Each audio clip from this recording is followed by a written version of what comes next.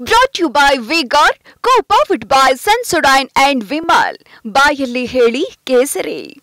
Associate sponsor Ultratech Cement. ಒಂದ್ ಕಡೆ ಶಾಸಕ ಎಚ್ ಡಿ ರೇವಣ್ಣಗೆ ಎಸ್ಐಟಿ ಅಧಿಕಾರಿಗಳಿಂದ ಪ್ರಶ್ನೆಗಳು ಎದುರಾಗ್ತಾ ಇವೆ. ಮಹಿಳೆ ಕಿಡ್ನಾಪ್ ಕೇಸ್ನಲ್ಲಿ ಬಂಧಿಯಾಗಿರುವಂತಹ ಎಚ್ ಡಿ ರೇವಣ್ಣ ಸದ್ಯಕ್ಕೆ ಎಸ್ಐಟಿ ವಶದಲ್ಲಿದ್ದಾರೆ. ಎಸ್ಐಟಿ ಕಚೇರಿಯಲ್ಲೇ ರೇವಣ್ಣ ವಿಚಾರಣೆ ಆರಂಭ ಆಗಿದೆ. ಹಲವಾರು ಪ್ರಶ್ನೆಗಳನ್ನು ಅವರು ಫೇಸ್ ಮಾಡಬೇಕಾಗುತ್ತೆ. ವಿಚಾರಕ್ಕೆ ಸಂಬಂಧಪಟ್ಟ ಹಾಗೆ ಎಸ್ಐಟಿಯ ಮುಂದೆ ಒಂದ್ ಕಡೆ ಪ್ರಜ್ವಲ್ ರೇವಣ್ಣ ಹಾಜರಾಗುವುದಕ್ಕೆ ನಿರ್ಧಾರ ಮಾಡಿದ್ದಾರೆ ಅನ್ನೋದು ಒಂದ್ ಕಡೆ ಅಪ್ಡೇಟ್ ಇದೆ. ಎಸ್ಐಟಿಯ ಮುಂದೆ ಹಾಜರಾಗುವುದಕ್ಕೆ ಪ್ರಜ್ವಲ್ ರೇವಣ್ಣ ನಿರ್ಧಾರ ಮಾಡಿದ್ದಾರೆ. ಸದ್ಯಕ್ಕೆ ದುಬೈನಲ್ಲಿ ವಾಸ್ತವ್ಯ ಹೂಡಿದ್ದಾರೆ ಅನ್ನೋ ಮಾಹಿತಿ ಇದೆ. ನಾಳೆ ಮಧ್ಯಾಹ್ನದ ಒಳಗೆ ಎಸ್ಐಟಿಯ ಮುಂದೆ ಹಾಜರಾಗುವಂತ ನಿರೀಕ್ಷೆ ಇದೆ. ಎಸ್ಐಟಿ ಮುಂದೆ ಹಾಜರಾಗಿ ವಿಚಾರಣೆ ಎದುರಿಸೋದಕ್ಕೆ ನಿರ್ಧಾರ.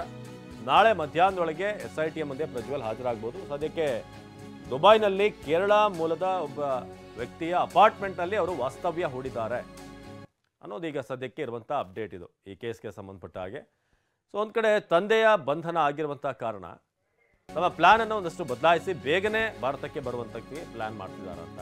ಇದು ತಗೊಳ್ಳೋಣ. ಇದು ಇನ್ವರ್ಟರ್ ಎಸಿ. ನೀವು ಗ್ಯಾಮ್ಲರ್ ಅಲ್ವಾ? ಗ್ಯಾಮ್ಲರ್ ಜೂಜಾಡ್ತಿರಲ್ವಾ? ನೀವು ಜೂಜಾಡ್ತೀರಾ? ಇಲ್ಲ, ಯಾರು ಏನು ಹೇಳಿದ್ರು ಅಂತ ನೀನು ಎಷ್ಟು ಕಾಸ್ಟ್ಲಿ ಹಾಗೂ ಡೆಲಿಕೇಟ್ ಎಸಿ ತಗೊಂಡು ಸ್ಟೆಬಿಲೈಸರ್ ತಗೊಳ್ಳಿಲ್ಲ ಅಂದ್ರೆ ಇದು ಜೂಜಾಟ ತಾನೇ. ಒಂದೇ ಫ್ಲಕ್ಚುಯೇಷನ್ ಗೆ ನಿಮ್ಮ ಇನ್ವರ್ಟರ್ ಎಸಿಯ ಪಾರ್ಟ್ಸ್ ಡ್ಯಾಮೇಜ್ ಆಗಬಹುದು. ಅದನ್ನು ವಿ-ಗಾರ್ಡ್ ಉಪಯೋಗಿಸಿ ಸುರಕ್ಷಿತವಾಗಿರಿಸಿ. V Guard, India's number 1 stabiliser. So ಮಧ್ಯಾಹ್ನ 3 ಗಂಟೆಗೂ ಕೂಡ ಎಂಟ್ರಿ ಆಗಬಹುದು ಅಂತ TV9ಗೆ ಉನ್ನತ ಮೂಲಗಳಿಂದ ಮಾಹಿತಿ ಲಭ್ಯವಾಗ್ತಿದೆ. ಇವತ್ತು ಮಧ್ಯಾಹ್ನ 3ರ ಒಳಗೆ ಕೂಡ ಬಂದರೂ ಆಶ್ಚರ್ಯ ಇಲ್ಲ ಅಂತ 3 ಗಂಟೆಗೆ TV9ಗೆ ಉನ್ನತ ಮೂಲಗಳಿಂದ ಲಭ್ಯವಾಗ್ತಿರುವಂತಹ ಮಾಹಿತಿ ಇದು. ಮಧ್ಯಾಹ್ನ 3 ಗಂಟೆಯ ಸಂದರ್ಭದಲ್ಲಿ ಪ್ರಜ್ವಲ್ ಬೆಂಗಳೂರಿಗೆ ಎಂಟ್ರಿ ಆಗಬಹುದು, ಎಸ್ಐಟಿಯ ಮುಂದೆ ಹಾಜರಾಗಬಹುದು ಅಂತ. ಸೊ ಇವತ್ತು ಮಧ್ಯಾಹ್ನ 3 ಗಂಟೆಗೆ ಪ್ರಜ್ವಲ್ ಬೆಂಗಳೂರಿಗೆ ಎಂಟ್ರಿ ಆಗುವಂಥ ಸಾಧ್ಯತೆಯನ್ನು ಕೂಡ ತಳ್ಳಿ ಹಾಕೋ ಹಾಗಿಲ್ಲ. TV9ಗೆ ಉನ್ನತ ಮೂಲಗಳಿಂದ ಈ ಮಾಹಿತಿ ಲಭ್ಯವಾಗ್ತಾ ಇದೆ. ಸೊ ಎಸ್ಐಟಿ ಮುಂದೆ ಹಾಜರಾಗಲು ಪ್ರಜ್ವಲ್ ರೇವಣ್ಣ ಈಗ ನಿರ್ಧಾರ ಮಾಡಿದ್ದಾರೆ ಅನ್ನೋದು. ಯಾಕಂದರೆ ತಂದೆಯ ವಶಕ್ಕೆ ಪಡೆಯುವಂಥದ್ದು ಕೂಡ ಆಗಿದೆ. ಸೊ ಹಾಗಾಗಿ ಇನ್ನೂ ಸಮಯ ಕಳೆದರಲ್ಲಿ ಹೆಚ್ಚಿನ ಅರ್ಥ ಇಲ್ಲ ಅನ್ನೋದು ಕೂಡ ಇಲ್ಲಿ ಗಮನಿಸಬೇಕಾದಂಥ ವಿಚಾರ. ಸೊ ಮಧ್ಯಾಹ್ನ 3 ಗಂಟೆಗೆ ಪ್ರಜ್ವಲ್ ಬೆಂಗಳೂರಿಗೆ ಎಂಟ್ರಿ ಆಗುವಂತ ಸಾಧ್ಯತೆ ಇದೆ ಅನ್ನೋದು ಈಗ TV9ಗೆ ಉನ್ನತ ಮೂಲಗಳಿಂದ ಲಭ್ಯವಾಗ್ತಿರುವಂತ ಮಾಹಿತಿ. ದೇವನಹಳ್ಳಿ ಏರ್ಪೋರ್ಟ್ಗೆ ಮಧ್ಯಾಹ್ನ 3 ಗಂಟೆಗೆ ಆಗಮಿಸುವ ನಿರೀಕ್ಷೆ ಇದೆ. ಬ್ಲೂ ಕಾರ್ನರ್ ನೋಟಿಸ್ ಹಿನ್ನೆಲೆ ಎಸ್ಐಟಿಗೆ ಮಾಹಿತಿ. ಮಧ್ಯಾಹ್ನ 3 ಗಂಟೆಗೆ ಪ್ರಜ್ವಲ್ ಬೆಂಗಳೂರಿಗೆ ಎಂಟ್ರಿ ಆಗಬಹುದು. TV9ಗೆ ಉನ್ನತ ಮೂಲಗಳಿಂದ ಈ ಒಂದು ಮಾಹಿತಿ ಸಿಗ್ತಾ ಇದೆ. ಮಧ್ಯಾಹ್ನ 3 ಗಂಟೆಗೆ ದೇವನಹಳ್ಳಿ ಏರ್ಪೋರ್ಟ್ಗೆ ಬರುವಂತ ನಿರೀಕ್ಷೆ ಇದೆ. ಎಸ್ಐಟಿ ಕೂಡ ಈಗ ಸಿದ್ಧತೆಗಳನ್ನು ಮಾಡಿಕೊಂಡಿದೆ. ಬ್ಲೂ ಕಾರ್ನರ್ ನೋಟಿಸ್ ಹಿನ್ನೆಲೆ ಎಸ್ಐಟಿಗೆ ಮಾಹಿತಿ 3 ಗಂಟೆಗೆ ಬಂದರೆ ಮುಂದೆ ಏನಾಗುತ್ತೆ ಅನ್ನೋದು ಕೂಡ ಬಹಳ ಕುತೂಹಲ ಇರುವಂತಹ ವಿಚಾರ. ಯಾಕಂದ್ರೆ ಕೂಡಲೇ ವಶಕ್ಕೆ ಪಡೆಯುವಂತ ನಿರೀಕ್ಷೆಗಳಿವೆ. ಸಾಲು ಸಾಲು ಆರೋಪಗಳನ್ನು ಹೊತ್ತಿರುವಂತ ಪ್ರಜ್ವಲ್ ರೇವಣ್ಣ ಎಸ್ಐಟಿಯ ಪ್ರಶ್ನೆಗಳಿಗೆ ಏನು ಉತ್ತರ ಕೊಡ್ತಾರೆ? ಒಂದ್ ಕಡೆ ತಂದೆ ಈಗಾಗಲೇ ಎಸ್ಐಟಿಯ ವಶದಲ್ಲಿದ್ದಾರೆ ಎಚ್ ಡಿ ರೇವಣ್ಣ. JDSನ ವಲಯದಲ್ಲಿ ಇದರ ಬಗ್ಗೆ ಆಕ್ರೋಶ ಕೂಡ ಇದೆ. ಪ್ರಜ್ವಲ್ ದೆಸೆಯಿಂದ ಎಚ್ ಡಿ ರೇವಣ್ಣ ಅವ್ರಿಗೂ ಇಂಥ ಪರಿಸ್ಥಿತಿ ಬಂತು ಅಂತ. ಆದರೆ ಈಗ ಪ್ರಜ್ವಲ್ ರೇವಣ್ಣ ಬಂದ ನಂತರ ಈ ಕೇಸ್ನಲ್ಲಿ ಇನ್ನೊಂದಷ್ಟು ಡೆವಲಪ್ಮೆಂಟ್ಗಳು ನಿರೀಕ್ಷೆ ಇದೆ. ಸೊ ನಮ್ಮ ಪ್ರತಿನಿಧಿ ಪ್ರಮೋದ್ ಈ ಬಗ್ಗೆ ಹೆಚ್ಚಿನ ಮಾಹಿತಿಯನ್ನು ನೀಡ್ತಾರೆ ದೂರವಾಣಿ ಸಂಪರ್ಕದಲ್ಲಿ. ಪ್ರಮೋದ್, ಈಗ ಮಧ್ಯಾಹ್ನ 3 ಗಂಟೆಗೆ ಪ್ರಜ್ವಲ್ ಬರಬಹುದು ಅನ್ನೋದು ಕೂಡ ಈಗ ಸದ್ಯಕ್ಕಿರುವಂತಹ ಮಾಹಿತಿ. ಬ್ಲೂ ಕಾರ್ನರ್ ನೋಟಿಸಿನಲ್ಲೇ ಮಾಹಿತಿ ಕೂಡ ಬಂದಿದೆ ಅಂತ ಎಸ್ಐಟಿ ಅವರಿಗೆ. ಏನು ನಿರೀಕ್ಷೆ ಇದೆ ಪ್ರಮೋದ್? ಅವಿನಾಶ್, ಇವತ್ತು ಮಧ್ಯಾಹ್ನ 3 ಗಂಟೆಗೆ ಬರ್ತಾರೆ ಅನ್ನುವಂತ ಒಂದು ಖಚಿತ ಮಾಹಿತಿ ಇದೆ. ಬರ್ಬೋದು ಅಲ್ಲ, ಬರ್ತಾರೆ ಅನ್ನುವಂತ ಖಚಿತವಾದಂತಹ ಮಾಹಿತಿಯ ಮೇರೆಗೆ ಈಗಾಗಲೇ SIT ಅಧಿಕಾರಿಗಳು ಕೆಂಪೇಗೌಡ ಇಂಟರ್ನ್ಯಾಷನಲ್ ಏರ್ಪೋರ್ಟ್ಗೆ ತೆರಳಿದ್ದಾರೆ. ಈಗ ಸಿಗ್ತಾ ಇರುವಂತಹ ಮಾಹಿತಿಯ ಪ್ರಕಾರ ಈಗಾಗಲೇ ದುಬೈಯಿಂದ ನೇರವಾಗಿ ಹೊರಟಿದ್ದಾರೆ. ಮಧ್ಯಾಹ್ನ 3 ಗಂಟೆ ಅಷ್ಟರಲ್ಲಿ ಬೆಂಗಳೂರಿನಲ್ಲಿ ಲ್ಯಾಂಡ್ ಆಗ್ತಿದ್ದಾರೆ. ವಕೀಲರ ಜೊತೆಗೆ ಒಂದು ಸಭೆ ಕೂಡ ಆಗಿದೆ. ಅಂದ್ರೆ ವಿಡಿಯೋ ಕಾನ್ಫರೆನ್ಸ್ ಮೂಲಕನೋ ದೂರವಾಣಿ ಮೂಲಕನೋ ಪ್ರಜ್ವಲ್ ರೇವಣ್ಣ ಈಗಾಗಲೇ ಮಾತುಕತೆಯನ್ನ ಮಾಡಿದ್ದಾರೆ.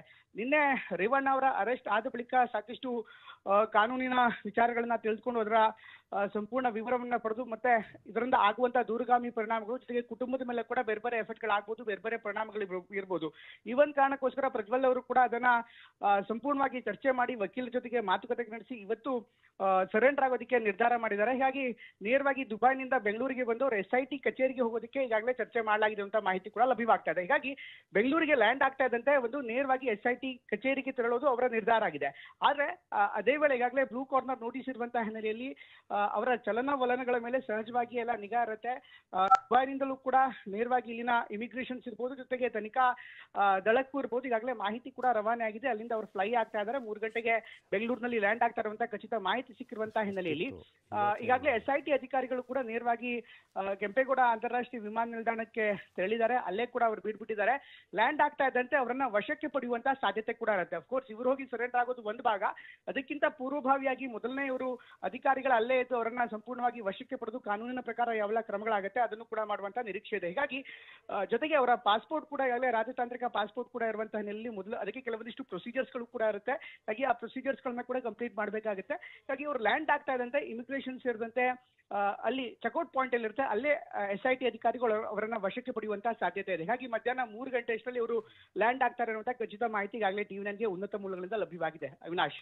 ಪ್ರಮೋದ್, ಈಗ ಒಂದ್ ಕಡೆ ಸಂತ್ರಸ್ತೆಯನ್ನು ಕೂಡ ವಿಚಾರಣೆಗೆ ಒಳಪಡಿಸುವಂಥದ್ದು, ಅವ್ರನ್ನೂ ಕೂಡ ಮಾತನಾಡಿಸುವಂಥದ್ದು ಇದೆ. ಈಗ ಅಂದ್ರೆ ಏನು ಅವ್ರನ್ನ ಕರ್ಕೊಂಡು ಬಂದು ನಂತರ ಅವರ ವರ್ಷನ್ ಏನು ಅನ್ನೋದು, ಸೊ ಅದರ ಮೇಲೆ ಈಗ ಪ್ರಜ್ವಲ್ ರೇವಣ್ಣ ಮೇಲಿರುವಂಥ ವಿಚಾರಗಳಿಗೆ ಇನ್ನಷ್ಟು ಬಿಗಿಯಾಗುವಂಥ ನಿರೀಕ್ಷೆ ಇದೆಯಾ ಆ ಸಂತ್ರಸ್ತೆ ಹೇಳಿಕೆಯ ನಂತರ? ಖಂಡಿತವಾಗ್ಲೂ ಅವಿನಾಶ್, ಇದು ತುಂಬಾ ಗಂಭೀರವಾದಂತಹ ಪ್ರಕರಣ. ಪ್ರಮುಖವಾಗಿ ಕಿಡ್ನಾಪ್ ಇರ್ಬೋದು ಅಥವಾ ಈ ರೀತಿ ಲೈಂಗಿಕ ದೌರ್ಜನ್ಯ ಪ್ರಕರಣಗಳಲ್ಲಿ ಸಂತ್ರಸ್ತೆಯ ಕಂಪ್ಲೇಂಟ್ ಇರುತ್ತೆ. ಅವರ ಕಂಪ್ಲೇಂಟ್ ನ ಆಧರಿಸಿ ಅಥವಾ ಕಂಪ್ಲೇಂಟ್ ನ ಕೇಂದ್ರೀಕರಿಸಿ ತನಿಖಾ ಸಂಸ್ಥೆಗಳು ತನಿಖೆಯನ್ನ ಮಾಡುವಂಥದ್ದು ಸಹಜವಾದಂತಹ ಒಂದು ಪ್ರೊಸೀಜರ್ಸ್. ಅವರ ಸ್ಟ್ಯಾಂಡರ್ಡ್ ಆಪರೇಟಿಂಗ್ ಪ್ರೊಸೀಜರ್ಸ್ ಏನಿರುತ್ತೆ ಅದೆಲ್ಲವೂ ಕೂಡ ಕೇಂದ್ರೀಕೃತವಾಗಿ ಅವರ ಕಂಪ್ಲೇಂಟ್ ಮೇಲೆ ಇರುತ್ತೆ. ಈಗಾಗಲೇ ರೇವಣ್ಣ ಅವರನ್ನ ವಶಕ್ಕೆ ಪಡೆದಿರುವಂತಹ ಹಿನ್ನೆಲೆಯಲ್ಲಿ ಸಹಜವಾಗಿ ಇಲ್ಲೊಂದು ತನಿಖಾ ದೃಷ್ಟಿಯಿಂದಲೂ ಕೂಡ ಮೊದಲು ರೇವಣ್ಣ ಅವರನ್ನ ವಶಕ್ಕೆ ಪಡೀತಾ ಇದ್ದಂತೆ ಪ್ರಮುಖವಾದಂತಹ ಆರೋಪಿ ಯಾರಿದ್ದಾರೆ ಅಥವಾ ಪ್ರಜ್ವಲ್ ರೇವಣ್ಣ ಇದ್ದಾರೆ ಸಹಜವಾಗಿ ಬರ್ತಾರೆ ಅನ್ನುವಂತ ಆ ಟ್ರ್ಯಾಪ್ ಕೂಡ ಈ ತನಿಖಾ ಸಂಸ್ಥೆಯಿಂದ ಮಾಡಿದ್ದಾರೆ ಅಂತ ತಪ್ಪಾಗಲ್ಲ. ಒಂದು ಅದ್ರ ಜೊತೆಗೆ ಈಗಾಗಲೇ ಕಂಪ್ಲೇಂಟ್ ಏನಿದೆ ಆ ಕಂಪ್ಲೇಂಟ್ ನ ಆಧರಿಸಿ ಮುಂದಿನ ಪ್ರಕ್ರಿಯೆಗಳಾಗಬೇಕಾಗತ್ತೆ. ಅವರನ್ನ ವಶಕ್ಕೆ ಪಡೆದ ತಕ್ಷಣ ಸಹಜವಾಗಿಯೇ ಅವರನ್ನ ಮೆಡಿಕಲ್ ಟೆಸ್ಟ್ ಮಾಡಿ ಅವರ ಆರೋಗ್ಯದ ಒಂದು ವರದಿಯನ್ನ ಪಡೆದು ನೇರವಾಗಿ ಅವರನ್ನ ನ್ಯಾಯಾಧೀಶರ ಮುಂದೆ ಹಾಜರುಪಡಿಸುವಂತಹ ನಿರೀಕ್ಷೆ ಇದೆ. ನ್ಯಾಯಾಧೀಶರ ಮುಂದೆ ಹಾಜರುಪಡಿಸಿದ ಬಳಿಕ ಮುಂದಿನ ತನಿಖಾ ವಿಚಾರಗಳು ಪ್ರಕ್ರಿಯೆ ಸುಮಾರು 14 ದಿನ ತನಕ ಅವ್ರ ಕಸ್ಟಡಿಗೆ ತೆಗೆದುಕೊಳ್ಬಹುದು ತನಿಖಾ ಸಂಸ್ಥೆಗಳು. ಹೀಗಾಗಿ ಎಷ್ಟು ದಿನ ಅವರು ತನಿಖೆಗೆ ಅಥವಾ ವಿಚಾರಣೆಗೆ ಅವರನ್ನ ಬೇಕು ಅಂತ ನ್ಯಾಯಾಧೀಶರ ಮುಂದೆ ಪ್ರಸ್ತುತಪಡಿಸ್ತಾರೆ ಆ ಮನವಿಯನ್ನ ಆಧರಿಸಿ ಆನಂತರ ತನಿಖೆ ಮತ್ತು ತನಿಖೆಯ ಬೆಳವಣಿಗೆಗಳಾಗುತ್ತೆ.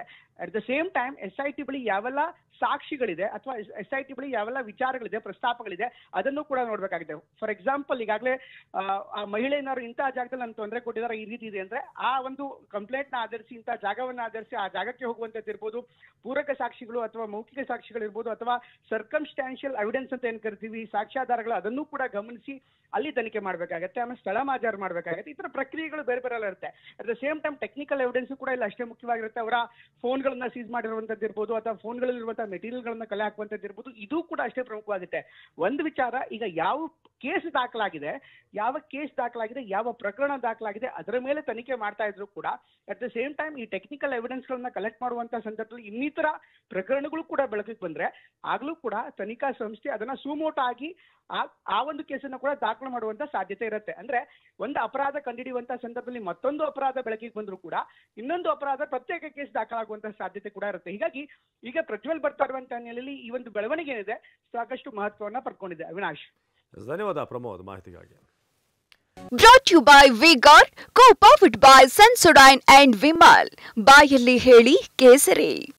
Associate sponsor Ultratech Cement.